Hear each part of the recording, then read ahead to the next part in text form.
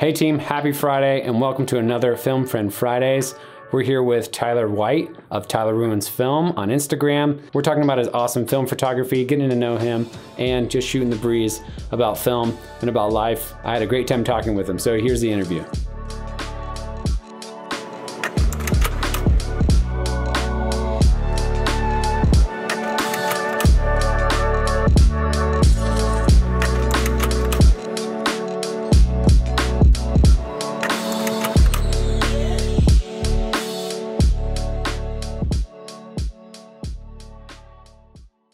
So what's up, Tyler? How's it going? What's up, Will? Good to see you. It's good to see you. Are you hanging in up there in the heat? Yesterday was insane. It was like 115 and like you couldn't even look outside without your eyeballs melting off. But today it's like a breezy, 108 or something like that. There's a fire in the mountains because someone had a gender reveal party that lit the San Bernardinos on fire. I heard about this. So how close are you to that? I mean, enough that it's really nice photography light outside right now. But I don't know. I could be up in those mountains in an hour and a half. Yeah, that's what I was thinking. We were just down at the beach and I was coming back and I was like, man, this smoke looks really great. It's all red and pretty. Yeah, the expense of which not great, but yeah, we gotta make lemons out of lemonade, I guess. Yeah. So, well, thanks for being on the show today. So why don't you go ahead and fill us in?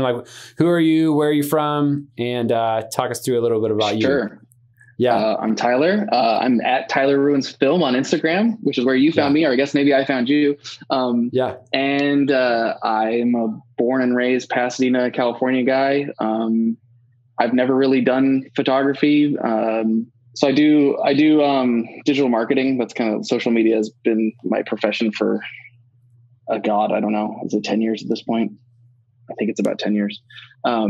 Started in radio, got into TV, social media stuff, whatever. And so, I was always around video and photography and creating stuff in Photoshop and Audition and Premiere, all that kind of stuff. But never really pursued it as any sort of, interest or like an art hobby. I enjoy taking photos on my phone, but I have 10 billion photos on I can't download apps right now because I have so much stuff on my phone that I'm never going to go through. I'm never going to organize it. So I have a 4-year-old son. And when he was born a couple years ago, I was like, oh, it'd be great to have a really nice camera to take photos of and stuff. But I know myself well enough to know that I'll just take 10 million photos. I won't organize them. I'll never go through them. And so what's the point? In December of 2019, we had some people over for a Christmas party back when you could have people over and have parties. And I had bought just on the cheap, an Instax camera. I took a bunch of fun Polaroids with friends and I realized this is to have a physical medium is cool. And to not be sitting there and staring at it on a screen and doing all my little edits, composing in frame, all that stuff. Which is ironic though, because with an Instax, you actually do take a photo and then you get the thing right away. There isn't the patience that is required in film photography. But it sparks that. Yeah, absolutely. And so I figured maybe I'll dabble with film. I went on shopgoodwill.com and I bought just randomly a Minolta Maxim 7000 that seemed like it was an okay camera and it was $15. So I was like, all right, cool. And that VCR-like camera came in the mail. Where is it? Oh, it's downstairs. Came in the mail and I slapped some film in it and I went out and I took some photos and sure enough, I took photos and I was with my son at the park and I got to be present and in the moment and I wasn't taking them and then looking at them and then sending them to my wife. I was actually just following him around and just trying to figure out how to use this thing. Sent off a few rolls to a dude and got pictures back and I was like, yeah, this is cool. This is the vibe. Yeah. That's awesome. That's pretty much it. Then it's been since January of 2020, just quickly acquiring way too many cameras. And as you know, I started dabbling with medium format just this week. So, I'm a lost cause at this point. Well, dude, even your medium format's pretty awesome. I think maybe quarantine, but I don't know, cause I got into it in January as well, which is before COVID. You got into it in January. I've talked to multiple people that have kind of gotten into it this year, but more so cause this was just the year that they were doing it rather than COVID. But then now that COVID has happened, I've shot so many rolls. I was telling you about this before we hopped on here. I was far outpacing my photography versus my developing. Like it was just, then it was getting to the point where I just didn't want to shoot, because I have a very elaborate system of keeping my rolls separate in the fridge, which is I have a paper bag that has the unshot rolls, and I have a brown paper box that is the shot rolls. Yes. There's been some crossover, which is never fun, but it was just getting overwhelming. I was just like seeing them pile up and pile up and pile up. And, you know, I started developing on my own probably 2 months ago, just because I was sick of, you know, sending them off and waiting. The price and the wait. So I found a guy on eBay that he's the best deal around. He's $5 a roll. Okay. That includes scans, and he sends you your negatives back. What does he do? He's some dude in Pennsylvania, I think, that I'm guessing he just bought like a Noritsu or Frontier or something and has it in his, you know, spare room. And he said he processed like 1,000 rolls of film in 2019 or something like that. Oh my gosh. If you do 5 rolls, he sends you a roll free.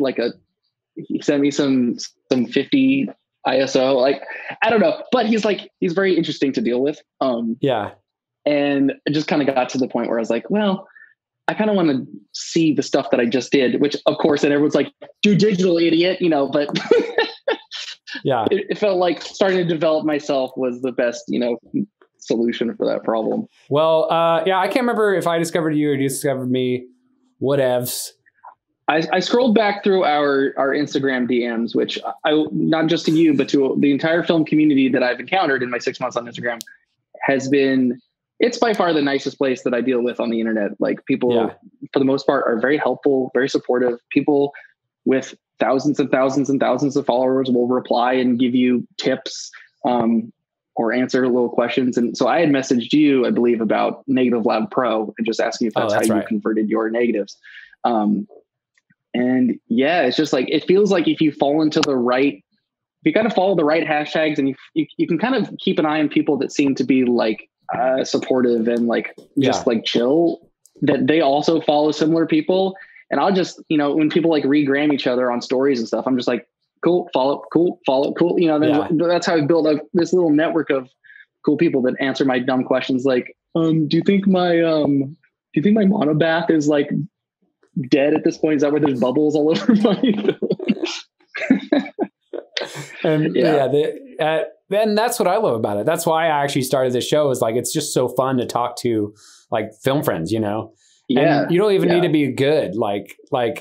Exactly. That's why I'm pointing at you. You suck. I don't know why I'm talking. No, I'm just kidding. No, you're awesome. And I even think like the lower, like the guys that aren't that big or whatever, like it's not that they they haven't been found or whatever. Like, I just think like everyone can take really unique film photography, like, because film just reacts different in different places, different lightings. So it's just fun. I think like, you know, a big part of it for me was I want something tangible. Obviously the irony of that is now that I go through this insane process to take photos, develop them, scan them, and just upload them digitally. Like, I don't even make prints anymore. So like, there's, you know, I fully understand the ironic cycle of all that. But beyond that, it was just a lot of like, especially, you know, I work in social media, so it's 24/7 internet. And obviously the internet right now and for the last probably 4 or 5 years, has not been a very fun place to be.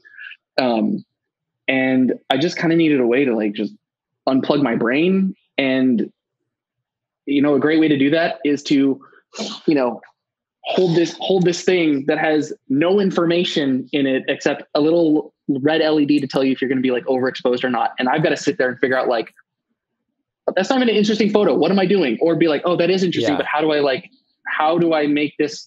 And then guess what? I'm not going to know if it's good until at earliest tonight. And that's if I'm extremely motivated to actually develop my film. And it has helped me be so much more present. And, you know, just the act of putting in the headphones and being super stereotypical and putting on like some chill hop or whatever, and just going on a photo walk and taking photos and walking down alleys that are, you know, behind businesses that I've walked past every day of my life and never paid any attention to, to see it in a completely different way.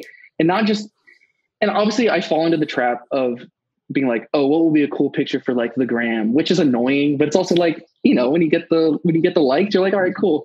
But also like, just look at something and take a picture of it because I think it's interesting. And I think that's the thing that I've been kind of balancing lately is taking pictures of stuff that I want to take a picture of stuff while also taking pictures of things that are interesting to other people. Cause I do want to contribute to the group. But it's just a fine line between like parody and impression versus like contribution. And I think that's like the line that like we're all walking as artists, whether it's music or drawing or photography or whatever. Yeah. I think that's really important to like think about. And I think it's really important. Like there are the shots that are like, like this is going to do well on the gram. Like I definitely thought about that in my last series, kind of looking at some of the yellow things I was taking shots of. Mm-hmm. I was like, okay, well, this is yellow and I'm shooting on Kodak and it's going to look really good. I can just know right now it's going to look good. Yeah. But then too, like kind of to your point before, like on digital, I just I can click, I don't even know if that's going to be a good one or a bad one. But now I'm going so slow. I'm starting to be like, I don't even want that picture, Right. So on medium format, I've got 12 on my 6x6. If I don't want that photo, I'm not going to take it. You know what I mean? Yeah. I think that like one of the, like people talk about how expensive film photography is. And of course it is. Like you buy a digital camera and as long as you don't keep buying lenses, your initial cost is basically the ceiling. Then it's like little add-ons here and there. Granted, I found a way to keep film pretty affordable, and that's developing by myself and buying, random rolls of Kodak from the various websites where you can get it for like $3 or whatever. And that's fine. But the inherent cost that's built in with everything that you do while you're out there taking photos is part of the thing that keeps me like engaged mentally fully. Cause I'm like, do I want to spend 33 cents or $1 on that shot? And granted, like then some people might argue like, oh, that might hurt the art because now you're thinking more about the cost than the actual art itself. But like art, when I get to that point, sure, but I'm not at that point. I think it's for me. It's really been for me. It's like I think the meditation, which is that's so like corny to say, but like that kind of. That approach to it is what I have found the most value in. And when I've talked to people about it, they're like, why do you do this? And about half of them, they're like, I can understand that. Why you would want to unplug and do this thing that, I just bought my medium format, the Minolta Autocord. People were telling me, they're like, you're going to get into medium format. I was like, we'll see. But the constriction of now only having the 12 frames is actually great. Cause I was like, I got to scan another 36, frame roll of 35. I hate scanning 35. Oh my God. It's so many shots. It's so many shots. And like half the time I'm hanging out with friends and being way too liberal with the shutter. And I'm like, I don't really want any of these photos. They don't want any of these photos, but now I got to sit here and like scan them and see if I do want any of them. Whereas this, I'm like, all right, 12 shots and I can, even when I develop, I can just look at it and be like, I'm not even going to bother, scanning, frame 3 or whatever. Well, so now that you have that medium format, like, do you feel like every shot like matters and what do you love about that versus the 35? So I just got this on, I think was it Thursday? I don't know what days are anymore. I think it was last Thursday I got it. I happened to just get a screaming deal on this Minolta. I'm like randomly a Minolta fanboy because the first one was that 7000, and now I've got the Minolta XD. I've got a Maxim 5, which if people need a film camera, the Maxim 5 is like the best deal out there. They are $20 all day long, every day on all the auction sites, and it's basically the consumer version of the Maxim 7, which was their flagship. Amazing film camera. It was basically the last one they made before they went under in like 2000 or 2001 or whatever. Fun fact for all the people with Sonys out there, all the Minolta mounts fit onto your Sony A7 IIS's or whatever. So that's a fun little like built-in bit of cross play. So any of the Sony, any Sony AF, or sorry, any Minolta AF lens will fit right onto any of the Sonys. That's so crazy. Sony bought them and just Sony bought Minolta. Yeah. I think it has to be A mount because it was A mount when they first bought them. I think you're right though. But they just came out with an A to E adapter like this week or something like that. Yeah. So you're done. So let's go. I know I'm partly right in there somewhere. Somewhere in there. Yeah, right. Well, so the other one, so I have another medium format coming. The first one I bought one of those Russian Lubitels. Okay. Because I got it for like a song on Goodwill. It was like $30 or something. I was like, you're hooked. We'll see. This will be fun. And then I had a week off from work because TV is dumb and we just get weeks off at a time sometimes. Yeah. And I was just sitting here like, well, it's not going to come until next week when I have to start working again. And I'm just staring. I've got 5 days where I could just be going out and taking photos. Now that I've got the medium format bug, I got to do something about that. And I just got lucky. Some dude listed this thing in the middle of the night and I happened to be on OfferUp because I'm an obsessive compulsive psycho. And I saw it and we met up the next day and I got it. And it's fun learning a new thing. But the first time you look through the viewfinder on the medium format, for particularly a twin lens reflex is like, it's intoxicating. I still don't understand. I look down through it. It's beautiful. And it looks more 3D than real life. It's impossible to explain. I don't get it. That's exactly how I feel about my Bronica. Like the 6x6 format's weird, but when I look through that thing, I'm like, this is magic. Like absolutely looks like magic. It's like, I don't know. It's like some sort of portal to a different reality, except it's the reality you're in. I mean, it's mirrored, but there's something, particularly when you're focusing in and out and you're seeing things in the foreground and the background kind of fade in and out of focus. It's just, maybe it's just because it's so much larger. I don't know. I don't know what the deal is, but between that and then the first time I developed the roll and took out those negatives and just saw that huge image, waiting. Yeah. I was just like, okay, I get it. I understand. And now I'm that guy on Instagram. Yeah.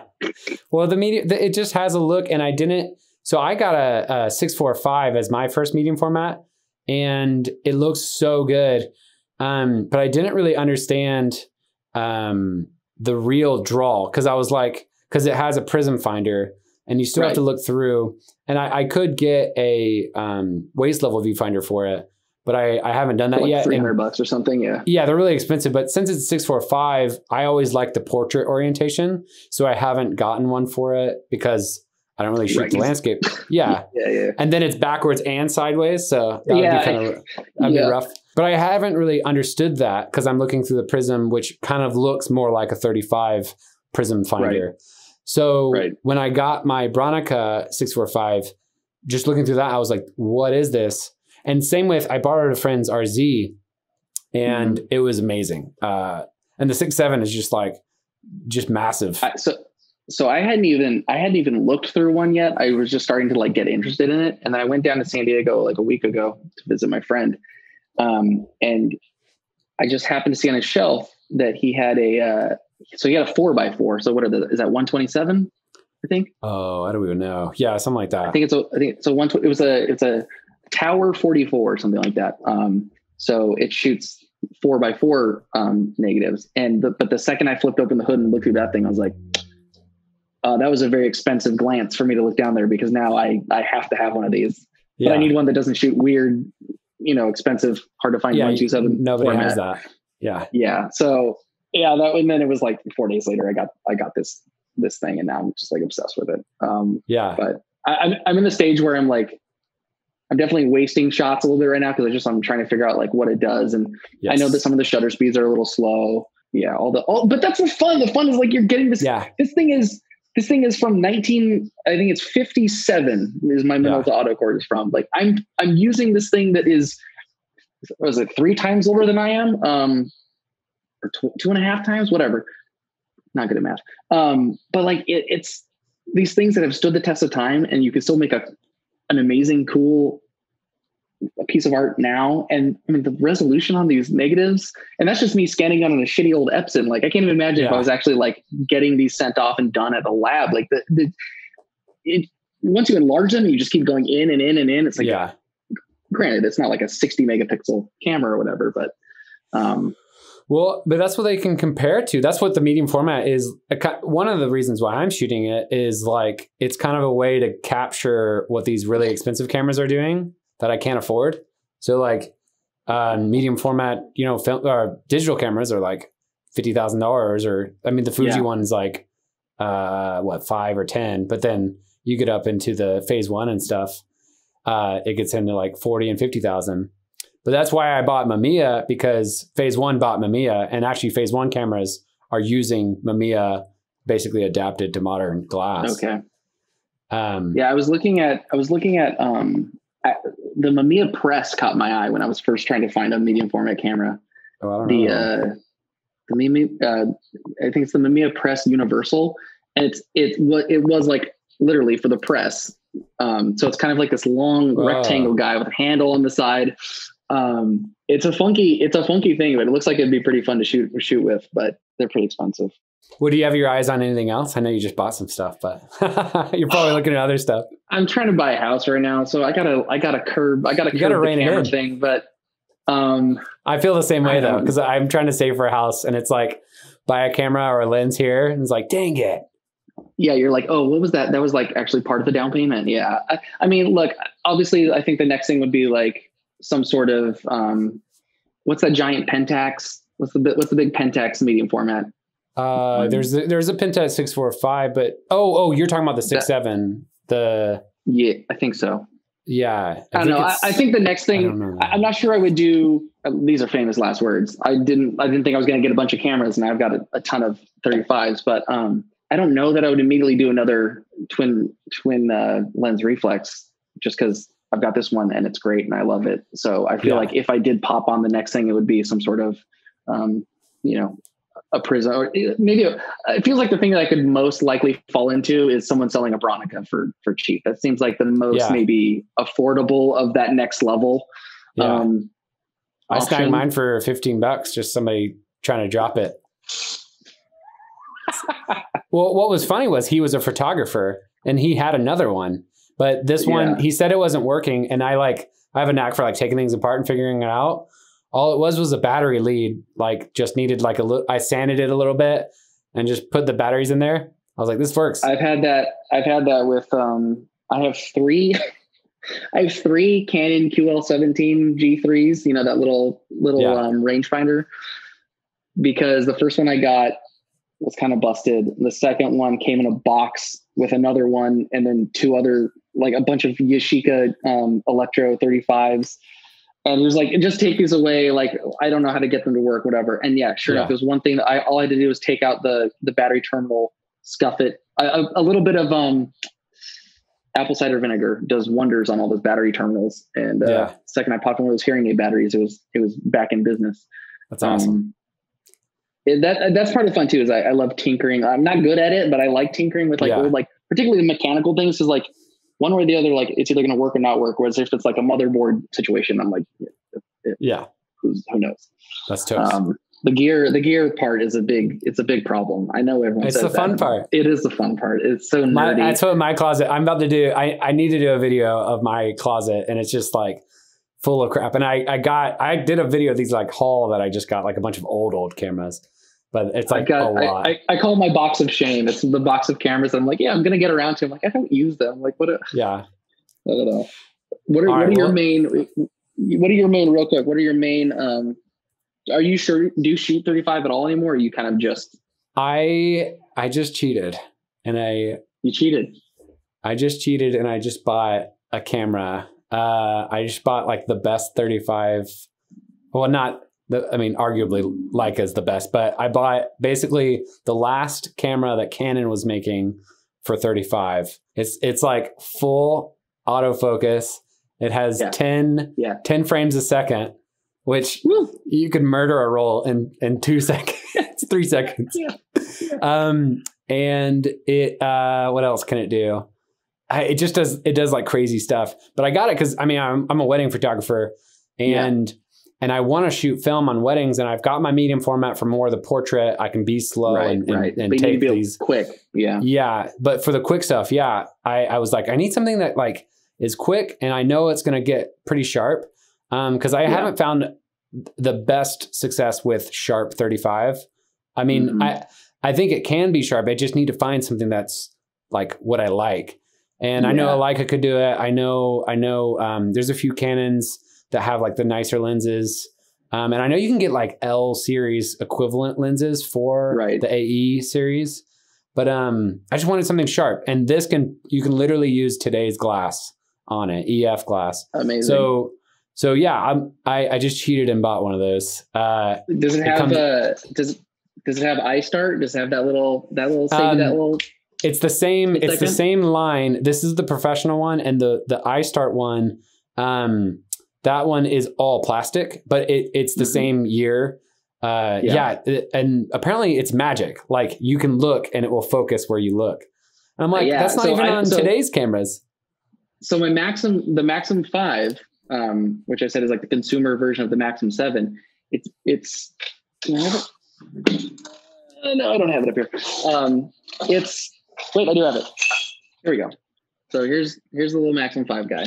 Yeah. Little dude. But yeah, he's got the iStart. And it's snappy. It's the second you put your eye up to there, it's focused on whatever is dead center. It works with all my legacy auto and I got a whole bunch of lenses with my Maxim 7000, which is funny is that I still think that I take my best, at least of my 35s, I think I take my best photos with the first one I got, which is the just 1980s total VCR of a camera. Yeah. The 7000. When I go back and look at those photos, I'm like, no, those are pretty good. Yeah. Yeah. Well, when I went to medium format, I was like, well, this is just amazing and super sharp. So, it's hard. It's hard. I need to find 35 though, like, because I can get 36 shots instead of 15. And if I can find something that's sharp, and I mean, they used to shoot like magazine articles with 35.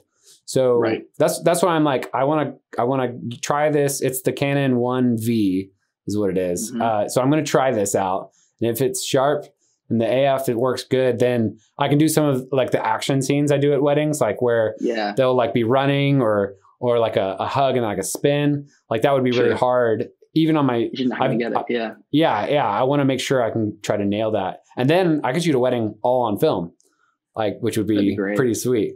And the market for that is a lot better. I was talking to my brother about that. I was like, it feels like there's a market too for guys that shoot, or women that shoot weddings, digital, because that makes the most sense. They could just be like, yeah, I also have a friend that shoots film, and for an extra $500, he'll come and get you a bunch of really cool like film photography on top of the package. So I don't have to worry about that. I can just still get all the stuff that I get when I shoot a wedding. Yeah. And then this bozo over here can walk around with his his stupid camera and get these like the cool like vintage shots. It seems like there's definitely like a add-on market for that out there. Yeah, that's the idea with mine. Is like I would shoot like film first and take a second digital. Just like digital backup. That's the goal. We'll see if that happens. If I like this camera, then I'll probably pursue it. If I don't like this camera, I don't know. My Mamiya 645 can shoot pretty quick, but like it's only 15 shots, so shooting quick, it's gonna be yeah. But you can get interchangeable backs, so I could have like 5 backs and just like throw it. That's the other man. Is there anything cooler than loading, whether it's 35 or medium format? Just like loading a camera, it just feels so cool. It's like it's the closest I'm going to get to loading a clip and like going to war. Like that's the closest I'm going to get. Every photo shoot's going to war. I know we're running out of time here, but I almost went down the route of, I was like, ooh, these half frame cameras are interesting. I'm like, no, why? Well, I'm going to sit here and scan 72 photos, you idiot. No, click out of there. I don't care if it's $10. Don't buy it. Yeah. Dummy. Yeah. I was actually trying to design, because I've got some Super 8 cameras and I love those. They're really super cool and vintagey. But I've got 2, but I've never shot with them. They're just art. It's insanely expensive. The film is like 40, and then to get it developed and scanned is about 100. Yeah. But I was like, okay, I'm going to try to design a film scanner for this, where I like create like a thing that could automate it going through turning. and then an automated camera shutter. And apparently some people have made those online. And then I was like, I need to stop. This is too much. Those moments where you look around and you're like, oh, the sun went down a long time ago. The moon is up. Everyone is asleep. And I'm on some weird subreddit convincing myself that I'll learn how to like program diodes, you know, if diodes can even be programmed. But yeah, those are the times where you're like, okay, this is a fun hobby, but this is a little much what I'm doing. Yeah. And I was like, just trying to save a little bit of money. And I'm like, ultimately, it's not worth it. The time, that's the other thing, is like, how much is your time worth? Because sure, you might save a couple bucks, but your time spent on that is going to be absolutely bonkers. And if I want to do it professionally, like just send it off and charge the client for it. So make someone else pay for it. Yeah, exactly. So I've got to get to the two main questions. Okay. And I like long interviews. So viewers, if you're watching and you've gotten this far in the video, I love long interviews. So yeah, I did an hour-long video like in the last couple. So welcome to long video time. I love it. Main question is favorite film stock. We got to talk about it. Let's go. So I've maybe shot 8 different types of film total. And obviously I'm on medium format now. I've popped the Portra 400. I don't want to say the phrase I was going to say, but I have, I ventured into Portra 400 for the first time, which, everyone's like, Portra. And okay, I get it. I scanned it and it's amazing. The thing was all dark and shadows. And all of a sudden I was able to bring it all out and it was all beautiful. And so, but I don't want to give the hacky answer. So I will say that far and away, the most enjoyment, this is going to 35 millimeter because that's what I have way more experience with, but Kodak Gold just treats me right every time. Like I go out and shoot that Kodak Gold and it gives me the warmth I want, but I can dial it down if I think it's a little too yellow, kind of like my room right now. Very Kodak Gold room I'm in this current situation. But the Kodak Gold 200 is actually, I shoot a lot more of that than the 400. I find there's less grain. And it's one that I've gotten lucky with it more often than other film stocks. When I first got the cameras, I was shooting Superia, just Fuji, because that's literally the only thing you could find at like CVS if you needed 3 rolls for like $20, which is just. But it's so it's so blue. It's just very blue, and I don't enjoy that look too much. Once I started shooting the Kodak Gold, I was like, okay, that's more my speed.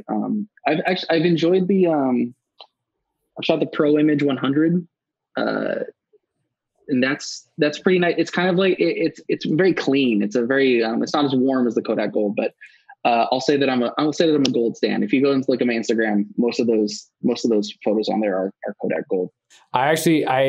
Gold has been out of stock like forever, and I cannot find them.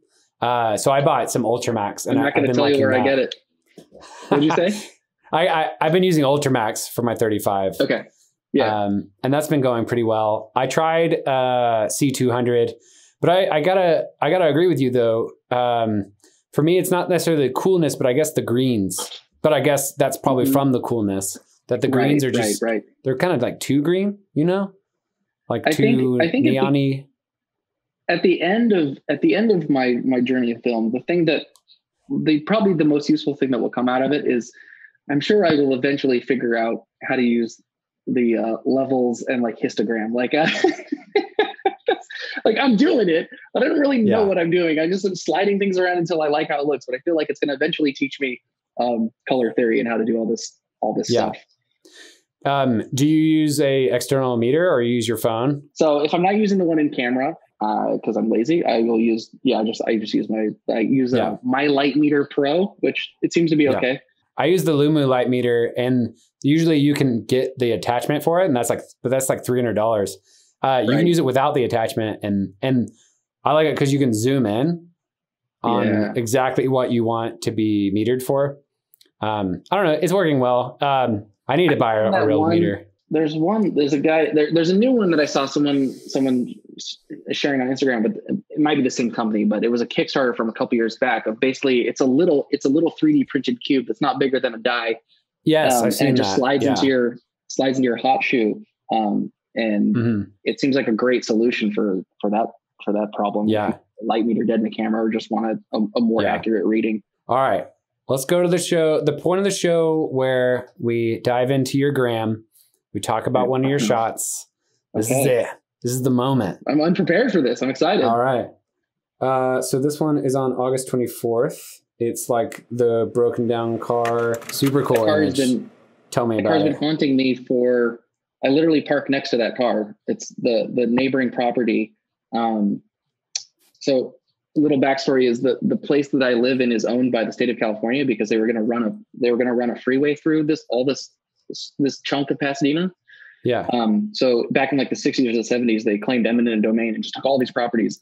So we've just been renting, people rent from the state basically. And I swear to God, that car, whoever maybe originally owned the property when they were, when the property was taken, I swear they just left that car because I've never seen anyone touch it or use it or anything. You can see a garage behind it. The neighbors, they park their car and they're playing out in the backyard all the time, but I've never seen, you can see that the only thing that happens with that car is clearly a cat likes to walk around on the windshield. And, I would see it, the bush that's in the foreground is this really tall, like 20-foot bush that catches the light beautifully, both at sunrise and sunset as it filters through. And every day I would walk past this car and I look at it and I'm just like, it's cool, but like, I can't show any, there's no really way to like show someone this cool old beat up dusty car that I see every day. And like the kind of like the romantic aspect of it. And then this was with that Maxim 5. One day I was getting ready to go to Kodak Gold and I was getting ready to go somewhere and I realized that the light was right. And I ran out there and I looked and sure enough, it was catching off the side of that car a little bit. And I was like, okay, this kind of feels like that feeling I get when I peek through and see it. And I wonder about like, is this like, could I just go tow this car and just own it? Like, does anyone know this car exists? Do they care about it? There's so much life and that is going on around that car 24/7. I mean, there are 6 different families on the property that I live on that has 6 different units we have, I don't know, probably 8 or 10 different cars that are coming in and out every single day. That property that the car's parked on has 3 cars coming in, out every day, kids playing, people. And it's just in the middle of that, completely forgotten, except by a cat apparently that, runs around when it's all dusty. But, and I took like 3 shots of it and this was the one that I was like, I think I actually got it. Yeah. Well, I think it's stunning. I mean, I love the green tones. That's that gold as the Kodak greens. I always have to be so careful in that I always have to end up going back and before I export, bring down my saturation or my greens just a little bit. Cause I get a little too green happy when I'm in there. Yeah. I got to take a step back and look at it and pull back just a little bit. Yeah. Well, I mean, I love it. I really love like the metal, just that rusted, dusty metal. I mean, it's an awesome shot and something drew me to it. I like scrolling through and like which one is like really, so it was that one. You know what I mean? The thing about that shot, one of the things I had in mind was I read someone who his dad was a photographer like in the 70s or something. He was like, I think he was a French guy. And he basically, his word of advice to his son about taking photos was like, if there's nothing in the foreground, then you don't have a photo. He's like, if there's not something to kind of like frame the item that you want or the person or whatever that you want someone to look at, like it was basically like, it's like a sandwich with no meat whatever.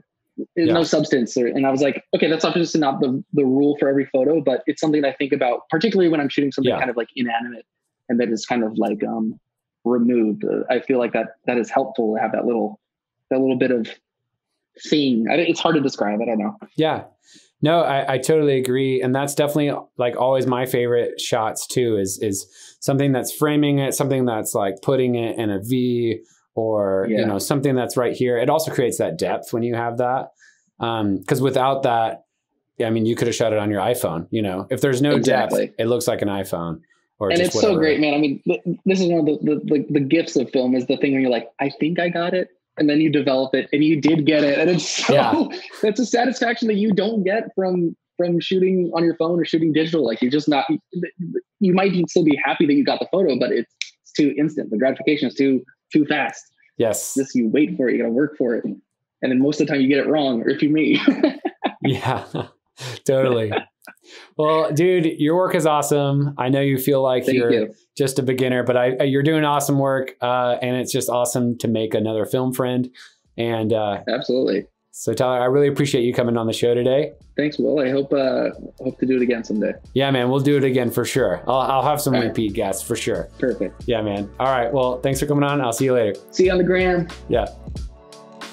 Guys, thank you so much for being here with us for Film Friend Fridays. We had an awesome time on the show talking to Tyler. Even though he's a newer photographer, he's awesome. His film photography is awesome. The point of the show is just to get to know people, get to know what they're doing in the film world, and just have like a film friend out there that you can talk to, you can communicate with, and learn more about the film community.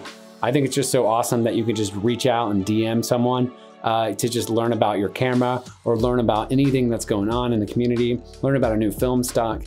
So I encourage you to go out and reach out to someone on Instagram or wherever you like to consume your film photography and learn a little bit more about film photography. I hope you're enjoying this show. It's been a lot of fun making this show. I'm trying to keep this show, if anything, going every week.